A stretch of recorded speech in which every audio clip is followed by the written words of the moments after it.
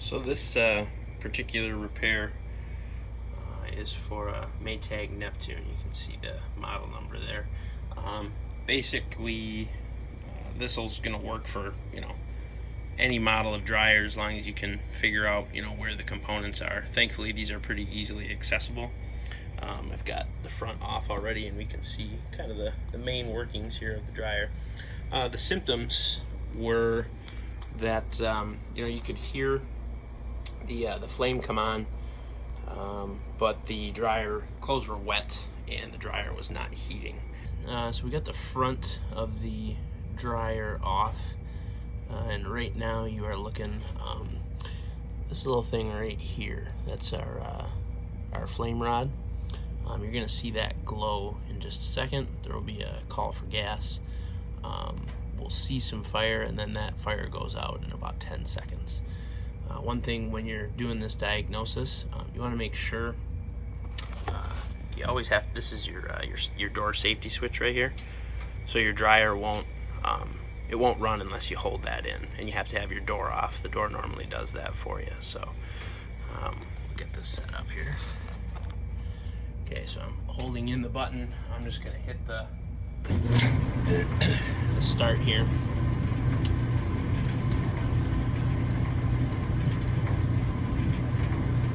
So there's you can see your flame rod starting.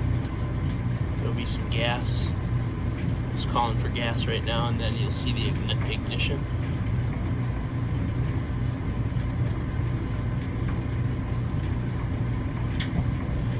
So, and that's your natural gas, so that's coming in and that's going to heat up the dryer can. My problem is, you'll see in just a second here, this goes out after about 10 seconds.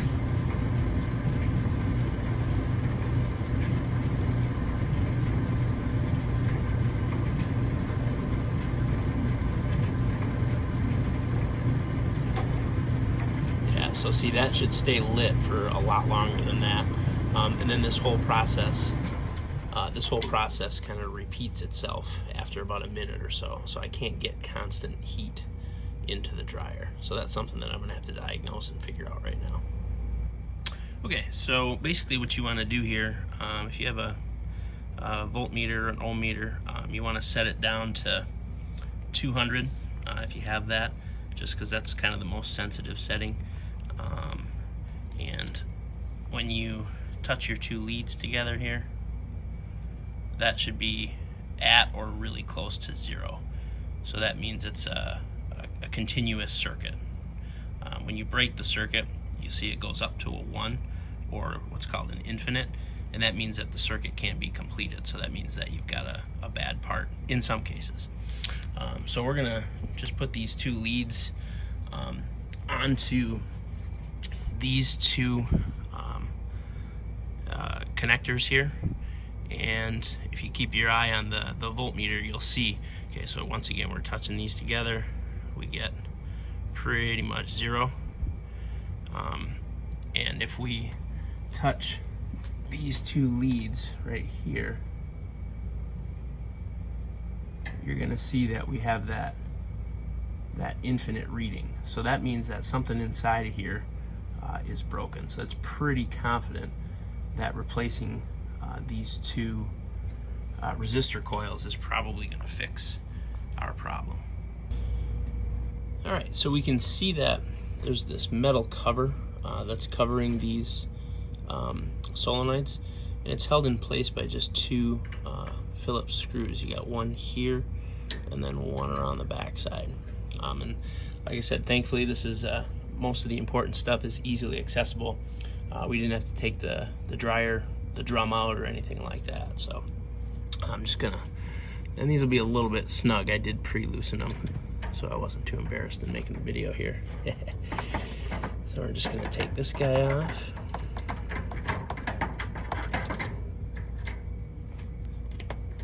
By the way, make sure that you always have power off or unplugged your unit when you're working on anything electrical. So we take those two screws out, and then this cover comes right off. Okay, and then these are your two solenoids. So take that guy, and that guy, oop, and that guy. And then we're gonna put our new replacements on, and then we'll fire everything back up and check to make sure it works. When you're in here, never a bad idea to just kind of clean off any dust or any kind of debris that you might see as well. One other thing I forgot here, guys, there's this little sleeve right here that that is important to the operation of that coil. So if that happens to get stuck inside the coil, make sure that you get it out. Typically, your replacement coils do not come with that little sleeve, so don't forget that. Okay, so as it turns out, when I got the solenoid coils off and tested them again, they actually did test. They had some resistance, and the reason I think that I screwed that up, I originally had our voltmeter down here on the 200, but if you move it to a little bit higher setting, what happened was I think it was just there was too much resistance, so it wasn't registering on the 200 setting. So anyway, let me just show you what we get here when we touch two of the solenoid terminals. So right, hold on one second. There we go.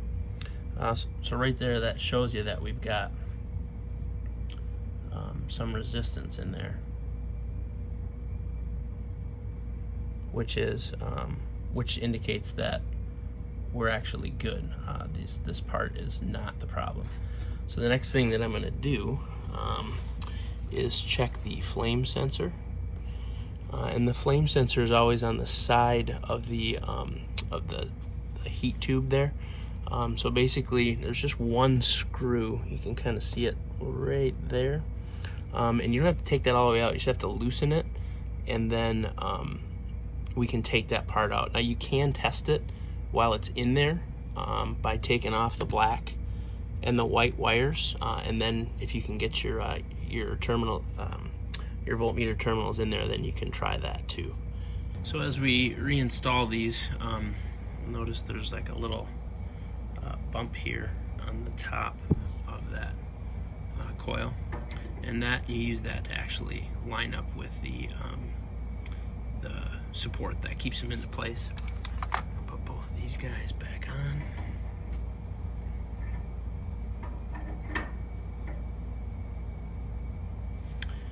And then if you see each of the these little holes right here, you want those to line up with the resistor.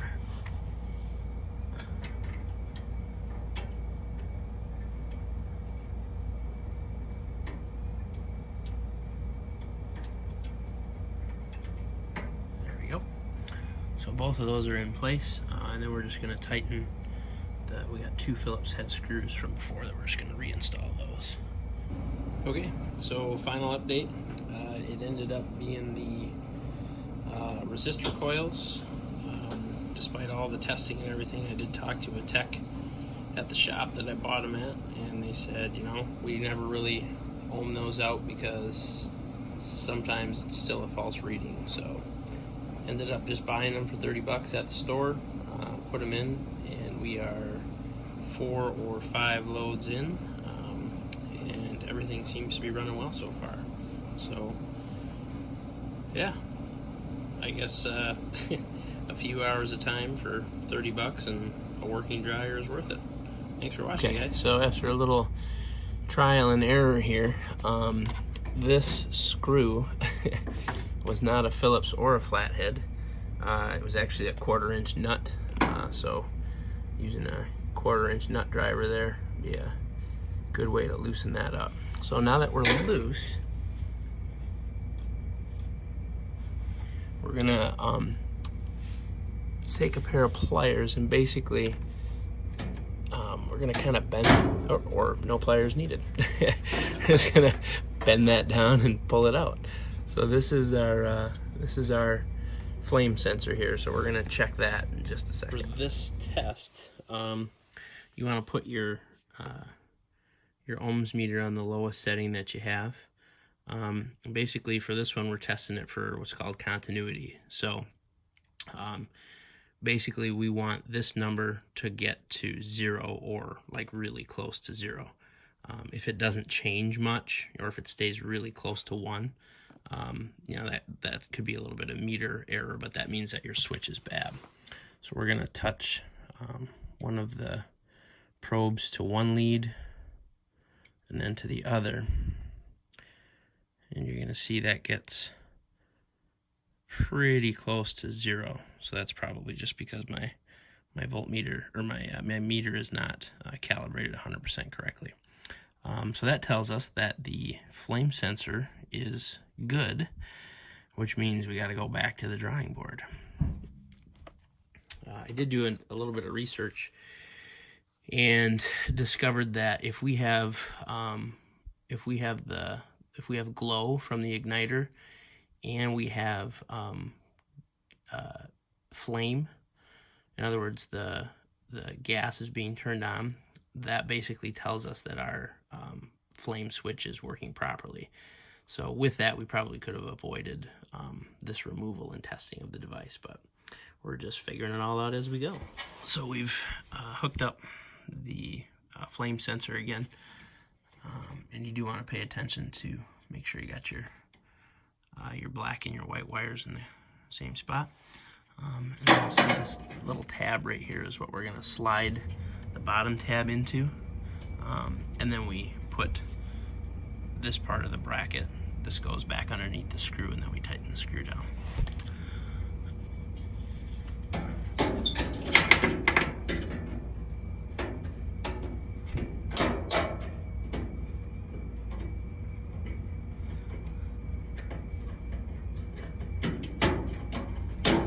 So we got that part in. Let me just give it a little bend there until it gets underneath the screw head, and then we tighten that guy back down. So we have checked the flame rod. We have checked the flame sensor right there. We have also checked the resistor coils, which I still have off. So the next thing that we're going to try, seems like all of those are working. So the next thing that we're going to try is one of the thermostats. So this is connected to the top end of the heat tube there. I don't know if that's the high limit or the cycling thermostat. So I'm going to take that off, and we're going to check that one for continuity also. Over here, it also looks like this is another thermostat. So I'm not sure again if that's the cycling or if that's the high limit thermostat. So we'll get that off and take a look. Okay, so there are two 1/4 inch head bolts holding on to the thermostat, and I don't think I'm going to be able to take this off while filming, but if you look right here, there's one right there, and then on the back side there's another one. We can actually kind of see, if we go down here, you can kind of see that the two screws are coming through right there. So we're going to take that off, and do pay attention to, right now I have a purple and a red wire.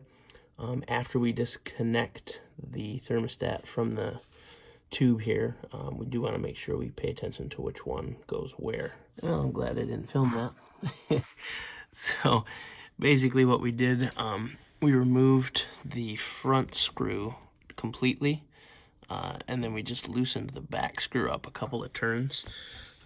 If you look here, you can kind of see how that attaches. So we just took this guy out all the way and then loosened up the back, and it just slid out to the side like that. So we're gonna remove the wires and check this for continuity as well. Okay, so we've got this thermostat out, and again, we want to pay attention to the orientation of the wires.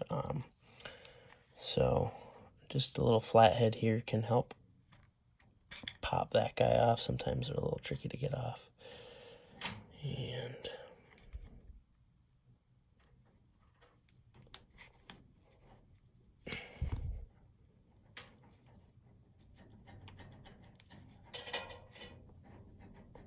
Sometimes they're a lot tricky to get off.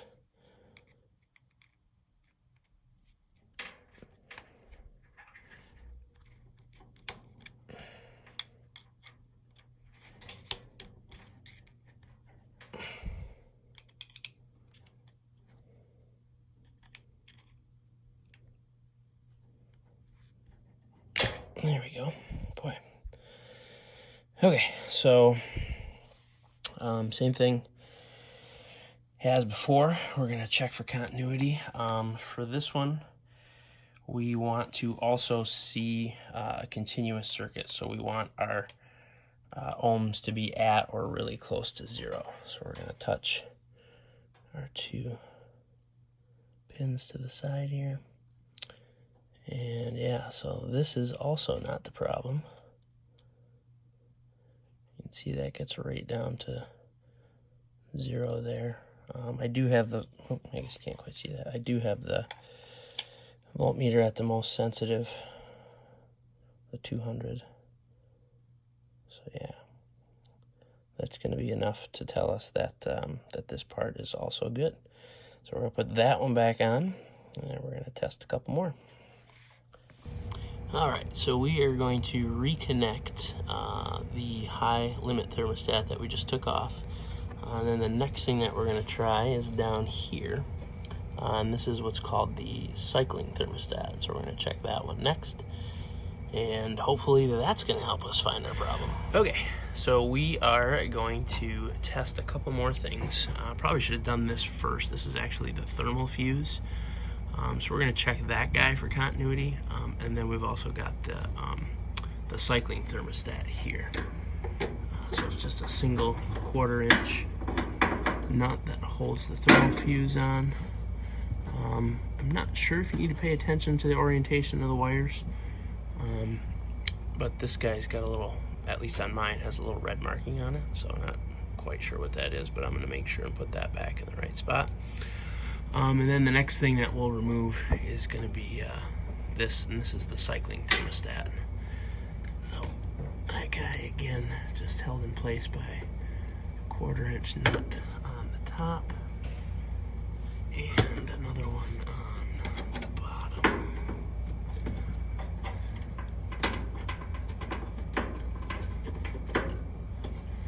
Okay, so, well, that's interesting. That is pretty dirty. Yeah, there's definitely some buildup of stuff on there. Huh. I wonder if that might fix my problem. Well, I'm gonna test these anyway, and then I'm gonna get some rubbing alcohol and clean that off and see if that was my problem. Man, that would be great. Okay, so we have the fuse, the thermal fuse off. We're just going to check this for continuity. Again, we want that to get to 0 or pretty close to 0.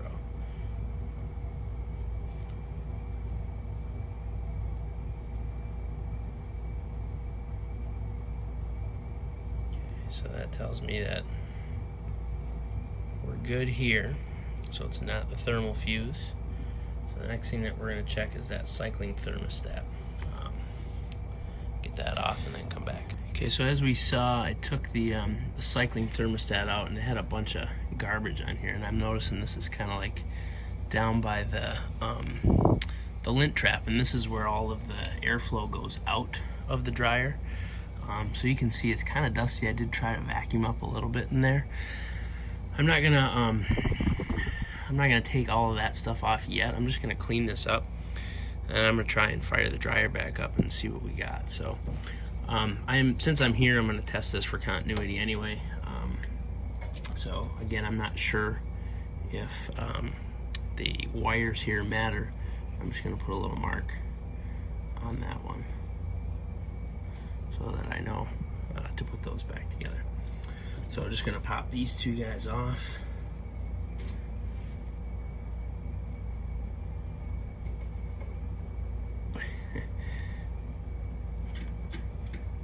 Should always do a trial run of these, I guess. Okay, so we're checking, this is the cycling thermostat. We're checking this for continuity. Again, we want it to be at or near 0.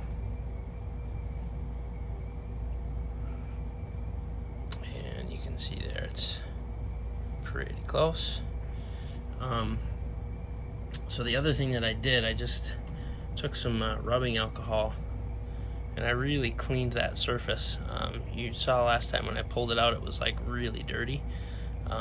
So I'm hoping that maybe that was just kind of the cause of the problem, like why it couldn't sense the temperature. So I'm gonna hook this back up, and then I'm going to start the dryer and see if that fixes our problem. Okay guys, so since I was down here before, so I did clean up the face of the cycling thermostat, and then I took this thing off right here, and that's called the thermistor. And basically what that does is it helps to control the temperature inside of the drum, which, you know, that's what we're having a problem with right now. So I figured that might also be a problem. And I took it off, and you can see really dirty here. So I'm going to clean this up, and then we're going to test this for continuity. You do need to use the maximum setting on your ohm meter, because these have a pretty high resistance. So when we test that, I'll show you, but I'm going to clean this up first. We cleaned off the thermistor, and it is much better looking, as you can see. Use a little bit of rubbing alcohol there. We're going to test it for continuity, and this is my ohm meter is going to be at either 20K or 200K, and when you do this, you should see some resistance. So if you look at, it's constantly going up. So what's happening is, as it cools off, because I'm in my basement, the resistance goes higher and higher. So at room temperature, which is like 75 to 80 degrees, your resistance should be around 10,000 ohms. So I'm thinking this part is good. Again, if I put it in my hand and kind of warm it up, it comes back down. So I'm hoping that just because it was so dirty when I took it out, that was kind of the problem. So I'm going to hook this back up, and then we're going to give the dryer a run.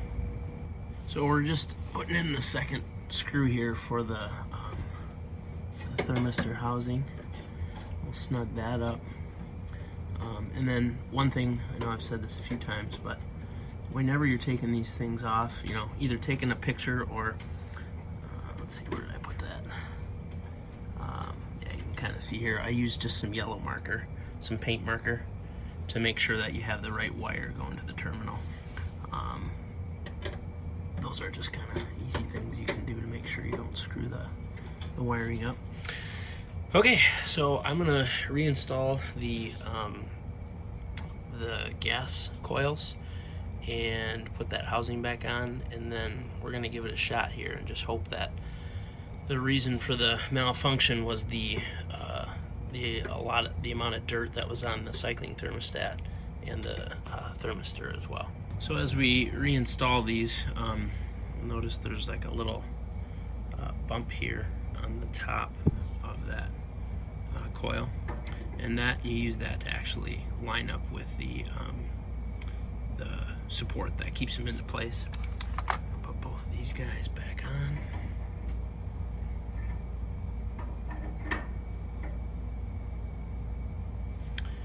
And then if you see each of the these little holes right here, you want those to line up with the resistor.